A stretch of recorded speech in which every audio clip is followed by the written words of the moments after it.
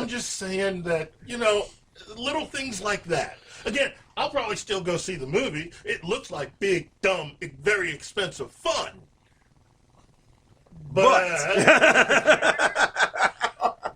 I'm just saying the directors and writers and definitely the producers, they got some splaining to do. So, you seen that? So Adam, That's funny. One of the other great things about this week, not only Jessica Jones' debut this week, but the Hunger Games final movie premiere. Have you seen the movie yet? I haven't seen the movie yet. I didn't get a chance to go to the premiere. Myself and Brandon were out at the IMAX in Branson with the rest of the crew from VisionCon. Yeah. I did sit through the movie. Waiting till February. You did sit through the movie. Meaning you didn't like the movie? I sat through the movie. On to Star Wars. Were you a fan? Were you a fan of the books? Actually, I'm doing this thing now. Where you don't read? I don't pretty much. He's too busy binge watching. I feel like I always can come to the table with a different perspective by not reading the books. Because a lot of people that read the books didn't like the first movie. I loved the first movie. I thought it was great. Okay, I've read all 3 books, and I've seen the first 2 movies. And so far, they haven't deviated enough from the books where it really pisses me off. But I've heard that the 3rd movie, they deviate enough where it's really starting to alienate some people. I have yet to see the 3rd movie. I've heard different things. I've heard that they kept so close, but that there's a difference between books and film. And this is one of those examples where it probably would have been better if they had deviated a bit. I mean, it's not like The Hobbit or anything, but... Hey, I liked The Hobbit, sorry. I can appreciate what they did with the Hunger Games. I will admit, to me, that was new when it first originally came out. That was something I don't recall anything like that before. So, and I like new. I can appreciate new. There actually is an old 80s movie where it's the kids fight. It's very similar. I don't know if that's where she got her idea whenever she wrote the books. But, so you just hit a ruin all my fun. I'll have to find that movie and share it with you. Actually, but it does lead me to an interesting question I tried to mention to you guys earlier. We've got all of these fries with that. Yes, we got all of these post-apocalyptic movies and TV shows. And which post-apocalyptic world do you think you can survive best? Did you get a dog named Dead Meat? I had no idea where they came from, Adam. Blade Runner. Actually, that'd be kind of a cool world, Blade Runner world. I mean, it'd be crowded, and you couldn't be afraid of heights. I don't think that is a post-apocalyptic. I don't think that qualifies as post-apocalyptic. Oh, really? I consider it. Post-apocalyptic means that the apocalypse already happened. That's like Mad Max. War, some type of mass destruction. Yeah. Elysium. That's okay. I'm thinking Elysium. And I kind of thought Blade Runner wasn't after the. I mean, no. I guess it was just confusing. It's technology and civilization run amok. Okay, well, hold on. Because it's based on a book by Philip K. Dick that there was actually a war. Yes. A whole big thing. Yes. This collapsed a lot of civilization and then brought into the technology. I still believe the Blade Runner universe fits into that. I think Blade Runner is a post-apocalyptic. Thank you. So we're going to have that within 4 years. I can't wait to see them redo that particular movie. Too. Yeah. Mm-hmm. I just hope they don't screw it up. It's going to be fun. I do know that in Blade Runner, they have tried, many people have written and come up with scripts for Blade Runner 2, and they have the creator of Blade Runner, I can't remember his name. Philip K. Dick. Yeah, he has said no to every single one. And he keeps saying no, even from the grave.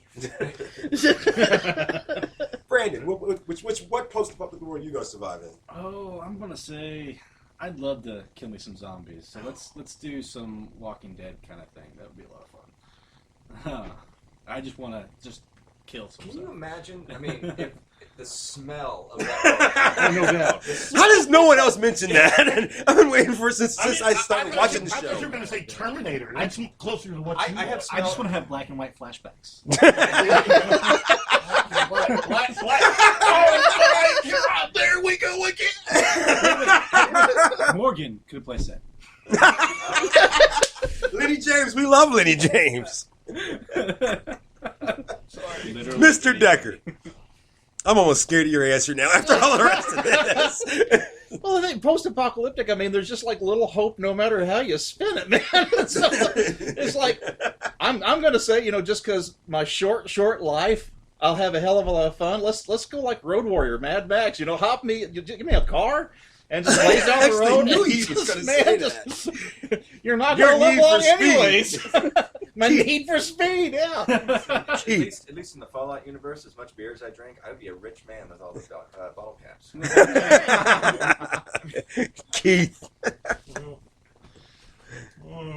Post-apocalyptic. Wow. That's a tough one. Dread. But you'd have to be one of the judges. Because everybody else's life sucked, near as I can tell. Hey. Don't break the law and you're fine, man. Stay in your house. Then I'll just go with Logan's Run. I was thinking about that one. I can't do that. Because you're already dead.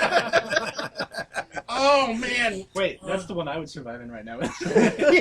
Out of all. Yeah, but wait till you see how you go. Oh, yeah.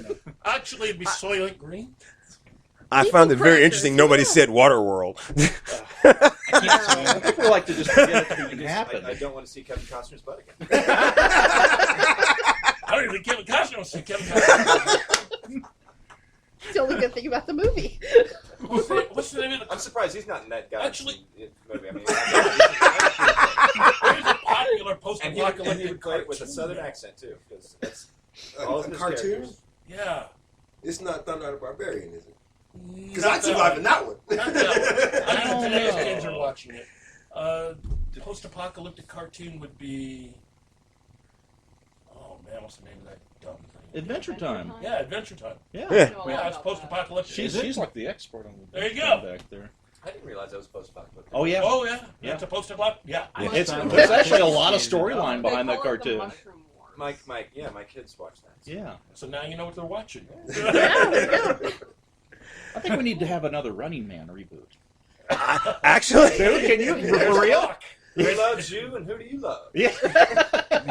my son Buck Rogers. mentioned That's mine. Buck Rogers is mine. my son mentioned Running Man to me the other day. That's good. Not the... Well, then you not could go that. Planet of the I hated Apes. the TV show. Well, you can even say Star Trek.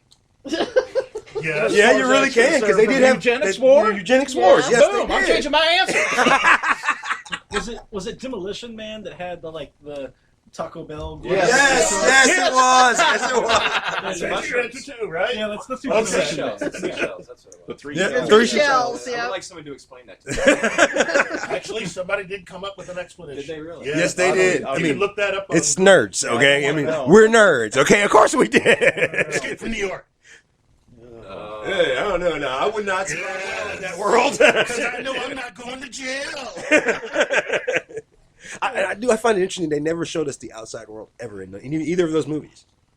It wasn't a lot better. Yeah. That's kind of what I figured. Well, after Escape from L.A., then everything's equal. Right. Yeah. Yeah. Absolutely. What did you think about the end of that? Isn't that the end where he's riding a wave or something? No, the No, that was actually is that was actually at the beginning of the movie, and it was everybody's equal. very There's bad. No technological advancements. He got rid of everything. We're all equal now. Speaking of being equal, Brandon, I see your thumb still over there twitching. Could be something different. Could be It's Tourette's. Xbox is actually their current campaign is recently greatest Xbox lineup ever, and with our Xbox One giveaway coming up, I hate to agree with them because it's Microsoft and I'm me, but I'll agree with them. they are 100. It is the greatest lineup, and you're on a game right now that, from what I hear, is their number one for the year already. Oh, Fallout 4 is definitely probably. I mean, this past couple of weeks in video games have just been crazy with everything that's come out. Between Fallout 4, you've got the new Battlefront, Star Wars Battlefront game come out. You got the new Tomb Raider game that just came out. I mean, you've got so much that's just come out recently that I don't have enough time to do it all. So I've spent almost 60 hours in the Fallout universe at this point in time. 60? Yes. Did you toss in a shower there? You don't know, I actually worked and did everything. I just don't sleep anymore. Which is why I didn't I watch. mean, he's only half a gamer. He actually did go to work Yeah. and all the rest of that. Now, don't count on the shower, but At work, I used Hulu to watch Just shows. Hell. But yeah, so no, it is an excellent game. I'm still barely maybe a quarter of the way into the game, as much as I've done already. So it is a game of the year for me, definitely. So between you and the Arkham fans and everybody else that binges games, wow, dude. Yeah. Okay, I need an Xbox One if somebody wants to. Still doing the 360. You know what? I think this show could probably hook you up if you're willing to take a chance. Coming up, folks, this year at VisionCon, one of the greatest VisionCons that you and I have ever attended. And Brandon, your guests. I can't wait to do the VisionCon show before VisionCon and just talk about the guests and stuff that's going to happen so much there. fun. The biggest thing's going to be happening there from Fanatics and the Fan, however, is we'll be giving away a brand new Gears of War Xbox One. Yeah. I am excited for that. Listen to the show. Check us out on Facebook. You'll see places where you can sign up for that before VisionCon. Are you sure before? I'm positive before. I'm positive for. And all the money that we generate from this will be going to a great charity. Idris Elba and the sequel to God. Oh, sorry. No, actually, no. They're great people, and I'm going to ask our guests to just give us a little snippet of what they're about. Mr. Decker, tell us all about Heroes Alliance. Heroes Alliance. I've talked about it on the show before, but if you have forgotten or missed those episodes, which shame on you if you have, because I'm not on often, and you need to listen to me more. And he rocks, okay?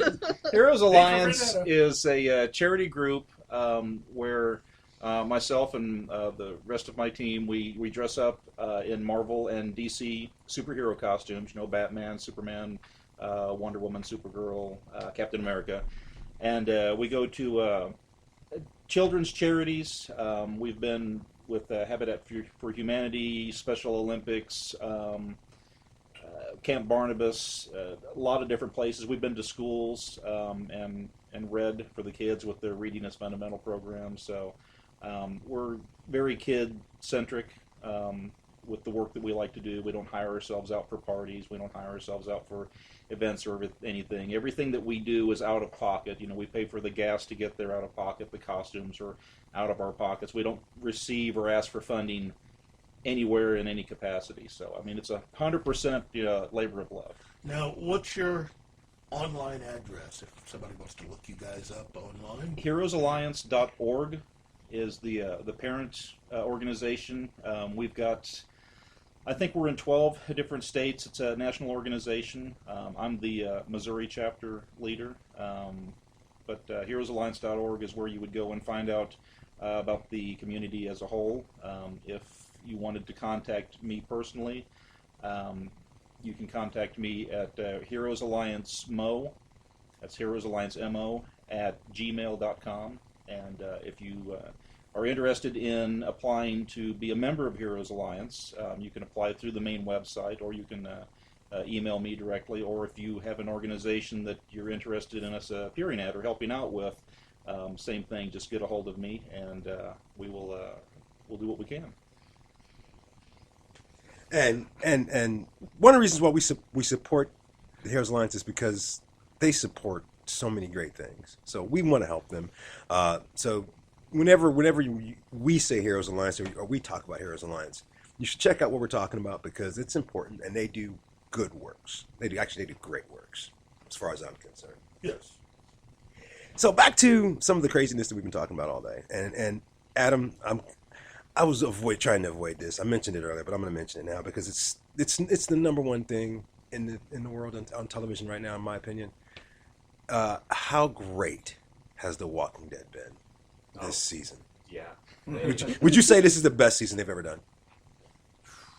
Throwing stuff at you, yes. It's beginning to look a lot like Game of Thrones, with you don't know who's going to die. You think that there's these core characters that just can't die, and they're saying, yeah, they can. They can, probably will. Now, I like the fact that they did deviate from the comics here and there, because you can be a comic book fan and not absolutely know what's going to happen. But a lot of people say they're not into zombies or whatever, but it's so much more than just a zombie. Zombie is just the environment. That's they're the in. setting. Yeah, it's just the setting. The story behind it is just you just fall in love with these characters just like that, man. And Keith, you said this when you finally convinced me